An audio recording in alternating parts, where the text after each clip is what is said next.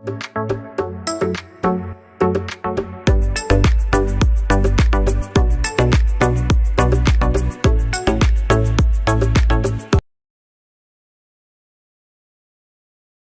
Morning all, ഏവർക്കും study Nifty മലയാളത്തിൻ്റെ daily market ന്യൂസിലേക്ക് സ്വാഗതം. ഇന്ന് ജൂൺ 25 ചൊവ്വാഴ്ചയാണ്.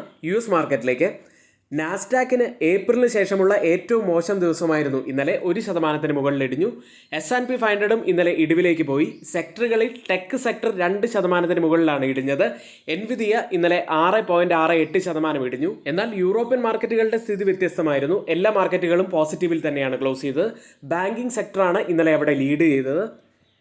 ഇന്ത്യൻ മാർക്കറ്റിലേക്ക് വന്നാൽ S&P ഗ്ലോബൽ ഇന്ത്യയുടെ GDP ഗ്രോത്ത് ഫോർകാസ്റ്റ് 6.8% നിലനിർത്തി. ഇന്ന് ഫോക്കസിൽ ഉണ്ടായിരിക്കുക ടെലികോം സെക്ടർ തന്നെയാണ്. കാരണം സ്പെക്ട്രൽ ലേലം ഇന്ന് ആരംഭിക്കുകയാണ്. അപ്പോൾ ഒത്തിരിയേറെ വാർത്തകളുള്ള ഒരു ദിവസം തന്നെയാണ്. വീഡിയോ അവസാനം വരെയും കാണുക. നമ്മുടെ ചാനൽ ആരെങ്കിലും സബ്സ്ക്രൈബ് ചെയ്യാൻ വിട്ടുപോയിട്ടുണ്ടെങ്കിൽ ഇപ്പോൾ തന്നെ ചാനൽ ഒന്ന് സബ്സ്ക്രൈബ് ചെയ്യുക. മാത്രമല്ല വീഡിയോയ്ക്ക് ലൈക്ക് ചെയ്യാൻ മറക്കരുത്. ഇപ്പോൾ തന്നെ വീഡിയോ ലൈക്ക് ചെയ്യുക. ഇന്ന് നമ്മൾ പറയുന്ന ആദ്യത്തെ വാർത്ത S&P ഗ്ലോബൽ റേറ്റിംഗ് ഏജൻസി 2025 സാമ്പത്തിക വർഷത്തിലെ ഇന്ത്യയുടെ വളർച്ചാ പ്രവചനം 6.8% നിലനിർത്തിയിരിക്കുന്നു. 2023-24 സാമ്പത്തിക വർഷത്തിൽ ഇന്ത്യയുടെ സമ്പദ് വ്യവസ്ഥ 8.2% വളർച്ചയാണ് നേടിയത്. ഉയർന്ന പലിശ നിരക്കും കുറഞ്ഞ സാമ്പത്തിക ഉത്തേജനവും കാർഷികേതര മേഖലകളിലെ ഡിമാൻഡ് കുറയ്ക്കുമെന്നാണ് പ്രതീക്ഷിക്കുന്നത്. ഇനി ഭാവി പ്രവചനങ്ങൾ നോക്കിയാൽ S&P 500 2025-26 സാമ്പത്തിക വർഷത്തിൽ 6.9% GDP വളർച്ചാ നിരക്ക് പ്രവചിക്കുന്നു. 2026-27 സാമ്പത്തിക വർഷത്തിൽ 7% GDP വളർച്ചയും S&P പ്രവചിക്കുന്നുണ്ട്. ഇവിടെ നമ്മൾ ശ്രദ്ധിക്കേണ്ട ഒരു പോയിന്റ് ഉള്ളത്, റിസർവ് ബാങ്ക് ഓഫ് ഇന്ത്യയുടെ പ്രവചനത്തെക്കാൾ കുറവാണ് ഇപ്പോൾ S&P ഗ്ലോബൽ റേറ്റിംഗ് ഏജൻസി പുറത്തുവിട്ട GDP പ്രവചനം വന്നിരിക്കുന്നത്. ഫിനാൻഷ്യൽ ഇയർ 2024-25 മറ്റ് റേറ്റിംഗ് ഏജൻസികളുടെ GDP വളർച്ചയും കൂടി നമുക്കൊന്ന് നോക്കാം. ഫിച്ച് ഇന്ത്യയിൽ ഗ്രോത്ത് 7.2% പ്രവചിക്കുന്നത്. ADB 7%, Moody's rating agency 6.6%, Morgan Stanley 6.8%. ഈ ഒരു വാർത്ത മാർക്കറ്റിനെ സംബന്ധിച്ച് അത്ര പോസിറ്റീവ് അല്ലെങ്കിലും നെഗറ്റീവ് ഫാക്ടേഴ്സ് ഒന്നും ഇതിലില്ല. മറ്റൊരു വാർത്തയുള്ളത് ഇന്ത്യയുടെ കറണ്ട് അക്കൗണ്ട് ഡെഫിസിറ്റ് കുറഞ്ഞിരിക്കുന്നു. 2024 സാമ്പത്തിക വർഷത്തിൽ കറണ്ട് അക്കൗണ്ട് കമ്മി GDPയുടെ 0.7%. അത് $23.2 ബില്യൺ തുല്യമാണ്. കഴിഞ്ഞ സാമ്പത്തിക വർഷത്തിൽ കറണ്ട് അക്കൗണ്ട് കമ്മി GDPയുടെ 2% അല്ലെങ്കിൽ $67 ബില്യൺ ആയിരുന്നു. ഇനി കറണ്ട് അക്കൗണ്ട് കമ്മി മുൻവർഷത്തെ അപേക്ഷിച്ച് ഗണ്യമായി കുറഞ്ഞു. അത് പോസിറ്റീവായി തന്നെ കാണാം. കൂടാതെ അറ്റ FDI വരവ് അതുകൂടി നമ്മളൊന്ന് പരിശോധിക്കണം. നെറ്റ് FDI വരവ് ഇപ്പോൾ 9.8 ബില്യനാണ്. ഫിനാൻഷ്യൽ ഇയർ 2023 28 ബില്യണിൽ നിന്നാണ് ഇപ്പോൾ കുറഞ്ഞിരിക്കുന്നത്. FDI മാന്ദ്യത്തിൻ്റെ ഒരു കാരണം കൂടി നമുക്ക് നോക്കിയാൽ, വികസിത രാജ്യങ്ങളിൽ നിന്ന് വളർന്നു വരുന്ന വിപണികളിലേക്കുള്ള ഫണ്ടുകളുടെ ഒഴുക്ക് കുറഞ്ഞിരിക്കുകയാണ്. അതായത് എമർജിംഗ് മാർക്കറ്റുകളിലേക്കുള്ള ഫണ്ടുകളിൽ ഒരു കുറവുണ്ടായിട്ടുണ്ട്. കൂടാതെ ഒരു UNCTAD റിപ്പോർട്ട് നമ്മൾ 2 ദിവസം മുൻപത്തെ പ്രീ മാർക്കറ്റ് വീഡിയോയിൽ പറഞ്ഞതാണ്. 2024 ആഗോള FDI റാങ്കിങ്ങിൽ ഇന്ത്യ 15ാം സ്ഥാനത്തേക്ക് പിന്തള്ളപ്പെട്ടിരുന്നു. ഇതും FDI ഇൻഫ്ലോസ് കുറയാനുള്ള മറ്റൊരു കാരണമാണ്. ഏതായാലും കറണ്ട് അക്കൗണ്ട് ഡെഫിസിറ്റ് കുറയുന്നതും കഴിഞ്ഞ പാദത്തിലെ മിച്ചവും സമ്പദ് വ്യവസ്ഥയ്ക്കും ഓഹരി വിപണിക്കും പൊതുവെ നല്ലത് തന്നെയാണ്. മറ്റൊരു വാർത്തയുള്ളത് ടെലികോം സെക്ടറുമായി ബന്ധപ്പെട്ടതാണ്. 96,317.65 കോടി രൂപയുടെ സ്പെക്ട്രം ലേലം സർക്കാർ ചൊവ്വാഴ്ചയാണ് നടത്തുന്നത്. ടെലികോം കമ്പനികൾ ഏണസ്റ്റ് മണി ഡെപ്പോസിറ്റായി 4,350 കോടി രൂപ നിക്ഷേപിച്ചു. ഇത് 6 ലേല റൗണ്ടുകളിലെ ഏറ്റവും താഴ്ന്ന നിരക്കാണ്. റിലയൻസ് ജിയോ, ഭാരതി എയർടെൽ, വൊഡാഫോൺ ഐഡിയ എന്നിവയാണ് പ്രധാന ലേലക്കാർ. ചില സ്പെക്ട്രം ബ്രാൻഡുകളുടെ ലൈസൻസ് പുതുക്കാൻ ഭാരതി എയർടെൽ ഏകദേശം 3,800 കോടി രൂപ ചെലവഴിക്കുമെന്നാണ് പ്രതീക്ഷിക്കുന്നത്. ഭാരതി എയർടെൽ വലിയ എമൗണ്ട് തന്നെയാണ് ചെലവഴിക്കുന്നത്. എന്നാൽ റിലയൻസ് ജിയോ ചെറിയ തുക മാത്രമാണ് ഇപ്പോൾ സ്പെക്ട്രത്തിന് വേണ്ടി ചെലവഴിക്കുന്നത് എന്നാണ് കാണാൻ കഴിയുന്നത്. എയർടെലുമായി ബന്ധപ്പെട്ട മറ്റൊരു വാർത്ത കൂടി വരുന്നത്, ടെലികോം ടവേഴ്സ് കമ്പനിയായ ഇൻഡസ് ടവേഴ്സിന്റെ 3% അധിക ഓഹരികൾ ഏറ്റെടുക്കുന്നതിനായി ഭാരതി എയർടെൽ, വൊഡാഫോൺ PLCയുമായി ചർച്ച നടത്തി വരികയാണ്. ഈ 2 വാർത്തകളും ഉള്ളതുകൊണ്ട് നിങ്ങൾ ഭാരതി എയർടെൽ പ്രത്യേകം ശ്രദ്ധിക്കുക. ഇന്ന് ഫോക്കസിലുള്ള ഒരു കമ്പനി തന്നെയാണത്. അടുത്തതായി ഇന്ന് ഓപ്പൺ ആവുന്ന വലിയ ഒരു IPOയുമായി ബന്ധപ്പെട്ട വാർത്ത, Allied Blenders and Distilleries. Officer's Choice വിസ്കിയുടെ നിർമ്മാതാക്കളായ അലൈഡ് ബ്ലെൻഡേഴ്സ് ആൻഡ് ഡിസ്റ്റിലറീസിന്റെ 1,500 കോടി രൂപയുടെ IPO ചൊവ്വാഴ്ച സബ്സ്ക്രിപ്ഷനായി തുറക്കും. ഓഹരി ഒന്നിന് 267 മുതൽ 281 രൂപ വരെയാണ് കമ്പനി ഇഷ്യൂ ചെയ്ത് വിലയായി നിശ്ചയിച്ചിരിക്കുന്നത്. മറ്റൊരു കമ്പനി പ്രസ്റ്റീജ് എസ്റ്റേറ്റ്സ് ആണ്. ക്വാളിഫൈഡ് ഇൻസ്റ്റിറ്റ്യൂഷണൽ പ്ലേസ്മെന്റ് വഴി 5,000 കോടി രൂപ വരെ സമാഹരിക്കാൻ കമ്പനി പദ്ധതിയിടുന്നു. അവർ Kotak Mahindra Capital, JP Morgan, JM Financial, CLSA എന്നിവരെയാണ് അഡ്വൈസർമാരായി തിരഞ്ഞെടുത്തിരിക്കുന്നത്. ഈ വർഷം ജൂലൈ ഓഗസ്റ്റ് മാസങ്ങളിൽ QIP പുറത്തിറക്കുമെന്നാണ് പ്രതീക്ഷിക്കുന്നത്. അടുത്തത് ഇൻഡിഗോയുമായി ബന്ധപ്പെട്ട വാർത്തയാണ്. ഓഗസ്റ്റ് 15 മുതൽ ഇൻഡിഗോ ജിദ്ദയിലേക്കും മുംബൈക്കുമിടയിൽ ആഴ്ചയിൽ 14 ഫ്ലൈറ്റുകൾ സർവീസ് നടത്തും. അതായത് മുൻപുണ്ടായിരുന്നതിനേക്കാൾ സർവീസ് ഇപ്പോൾ ഇരട്ടിയാക്കിയിട്ടുണ്ട്. ഇതോടെ 5 ഇന്ത്യൻ നഗരങ്ങളിൽ നിന്ന് ജിദ്ദയിലേക്കുള്ള മൊത്തം പ്രതിവാര വിമാനങ്ങളുടെ എണ്ണം 42ആയി. അടുത്തത് ക്രാഫ്റ്റ്മാൻ ഓട്ടോമേഷനാണ്. സൺബീമിന്റെ ബിസിനസിന്റെ മുഴുവനായോ അതോ ഭാഗികമായോ ഏറ്റെടുക്കുന്നതിന് സൺബീം ലൈറ്റ് വെയ്റ്റിംഗ് സൊല്യൂഷൻസിന്റെയും കേദര ക്യാപിറ്റൽ 2 ഫണ്ട് LLPയുമായി കമ്പനി ധാരണാപത്രത്തിൽ ഒപ്പുവെച്ചു. ഇന്ന് F&O സെഗ്മെന്റിൽ ബാനായ സ്റ്റോക്കുകൾ Balrampur Chini Mills, Chambal Fertilisers, GNFC, Granules India, Indus Towers, Piramal Enterprises, PNB, SAIL എന്നീ കമ്പനികളാണ്. മറ്റൊരു കാര്യമുള്ളത്, ചില പരിശീലന പ്രക്രിയയുടെ ഭാഗമായി ഈ ആഴ്ച നമ്മുടെ യൂട്യൂബ് ലൈവ് ഉണ്ടായിരിക്കില്ല. നമ്മുടെ എല്ലാ സ്റ്റുഡൻസും ഇതിനോട് സഹകരിക്കും എന്ന് പ്രതീക്ഷിക്കുന്നു. മാത്രമല്ല, ബുദ്ധിമുട്ടുണ്ടായതിൽ ക്ഷമ ചോദിക്കുന്നു. ഒരുപാട് കാര്യങ്ങൾ കളക്ട് ചെയ്തിട്ടാണ് നമ്മൾ പ്രീ മാർക്കറ്റ് വീഡിയോ ചെയ്യാറുള്ളത്. അതുകൊണ്ട് തന്നെ എല്ലാവരും പരമാവധി നമ്മളെ സപ്പോർട്ട് ചെയ്യുക. നമ്മുടെ ചാനൽ സബ്സ്ക്രൈബ് ചെയ്യുക. ലൈക്ക് ചെയ്യാൻ മറന്നുപോയിട്ടുണ്ടെങ്കിൽ ഇപ്പോൾ തന്നെ ലൈക്ക് ചെയ്യുക. മാർക്കറ്റ് ഹൈലൈറ്റ്സിലേക്ക്. ICICI Bank, HDFC Bank, M&M എന്നിവ നിഫ്റ്റിയെ ഉയർത്തി പോസിറ്റീവ് ക്ലോസ് ചെയ്യാൻ സഹായിച്ചു. എന്നാൽ റിലയൻസ്, ഇൻഡസിൻഡ് ബാങ്ക് എന്നിവ ഡ്രാഗ് ചെയ്യുകയുണ്ടായി. ശ്രീറാം ഫിനാൻസ് 3% ഇന്നലെ ഉയർന്നത്. ഇതോടെ ഈ മാസം 23% സ്റ്റോക്ക് ഉയരുകയുണ്ടായി. റിയാലിറ്റി സ്റ്റോക്കുകൾ 3% നേട്ടമുണ്ടാക്കി. GST കൗൺസിൽ സർക്കാർ ഗവൺമെന്റിന് ഇളവ് നിർദ്ദേശം നൽകിയതിനു ശേഷം ഫെർട്ടിലൈസർ സ്റ്റോക്കുകൾ ഇടിയുകയുണ്ടായി. നിഫ്റ്റിയിലേക്ക്. 23,537 36 പോയിന്റ്സ് ഉയർന്നാണ് നിഫ്റ്റി ഇന്നലെ ക്ലോസ് ചെയ്യുന്നത്.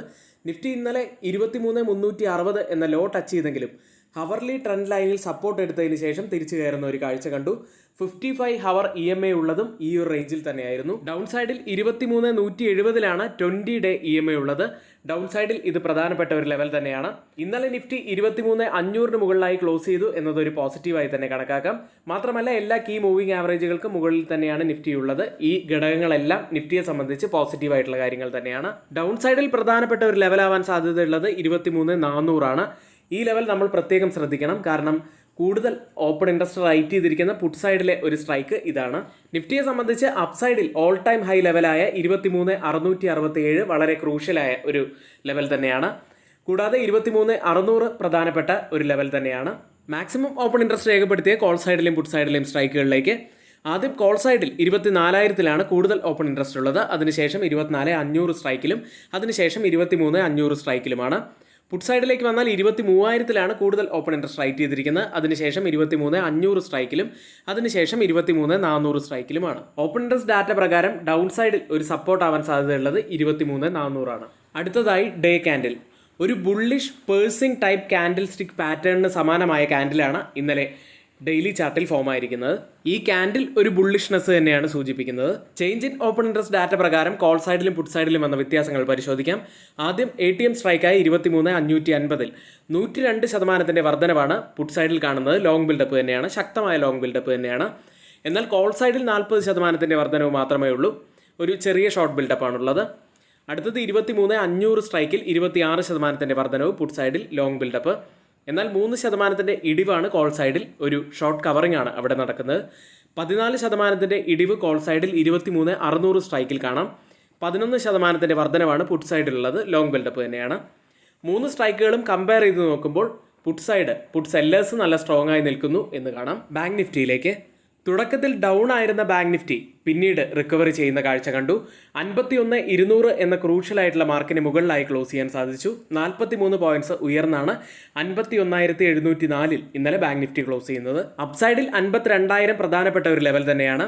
കാരണം കൂടുതൽ ഓപ്പൺ ഇൻട്രസ്റ്റ് റൈറ്റ് ചെയ്തിരിക്കുന്ന കോൾ സൈഡിലെ സ്ട്രൈക്കിൽ 52,000 അപ്പോൾ ആ സ്ട്രൈക്ക് പ്രത്യേകം ഒന്ന് ശ്രദ്ധിക്കേണ്ടതുണ്ട്. ഡൗൺ സൈഡിൽ നമ്മൾ ശ്രദ്ധിക്കേണ്ട ലെവൽ 51,200 മുതൽ 51,000 വരെയുള്ള ലെവലാണ്.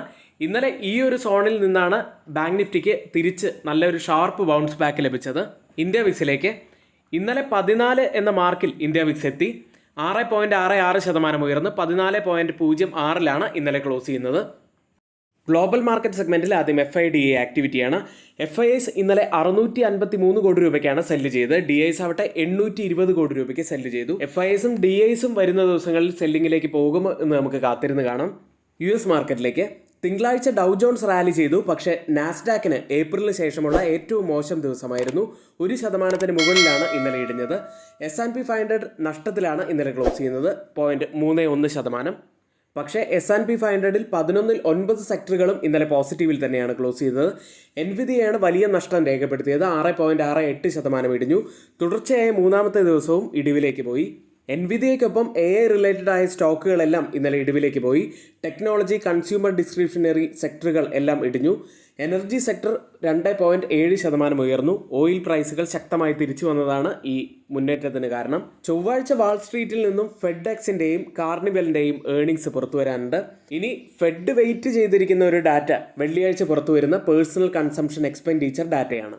അടുത്തതായി US ലിസ്റ്റ് ചെയ്ത ഇന്ത്യൻ കമ്പനികളുടെ പ്രകടനത്തിലേക്കാണ്. ആദ്യം ടെക് സൈഡിൽ ഇൻഫോസിസ് 0.44% നേട്ടത്തിൽ, വിപ്രോ 0.85% ഇടിവിലുമാണ് ക്ലോസ് ചെയ്യുന്നത്.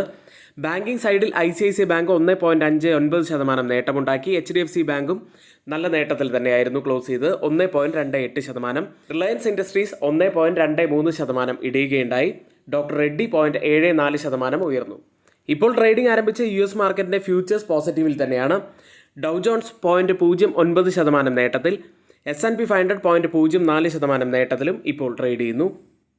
യൂറോപ്യൻ മാർക്കറ്റുകളിലേക്ക്.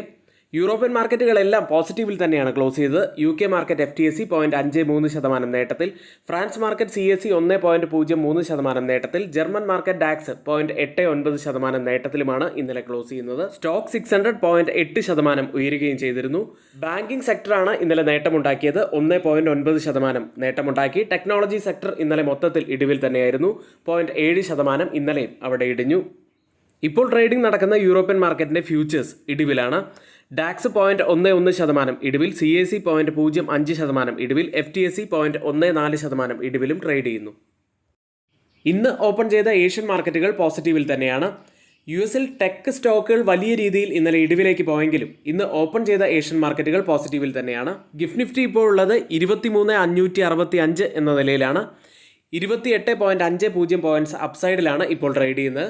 അതായത് ഇപ്പോൾ സമയം 7 മണി കഴിഞ്ഞ് 5 മിനിറ്റാണ്. ഇപ്പോഴത്തെ ഈ ഒരു നില വെച്ച് നിഫ്റ്റിയിൽ നമുക്കൊരു 20 മുതൽ 25 പോയിന്റ്സിന്റെ ഗ്യാപ്പ് അപ്പ് ഓപ്പണിങ്ങിനാണ് സാധ്യതയുള്ളത്. മറ്റ് ഏഷ്യൻ മാർക്കറ്റുകളിൽ തായ്വാൻ മാർക്കറ്റ് ഒഴിച്ച് മറ്റ് എല്ലാ മാർക്കറ്റുകളും പോസിറ്റീവിൽ തന്നെയാണ്. നിക്കി മാർക്കറ്റ് 0.36% നേട്ടത്തിൽ, കോസ്പി മാർക്കറ്റ് 0.32% നേട്ടത്തിൽ, സിംഗപ്പൂർ മാർക്കറ്റ് 0.16% നേട്ടത്തിൽ, തായ്വാൻ മാർക്കറ്റ് 1.16% ഇടിവിലും ട്രേഡ് ചെയ്യുന്നു.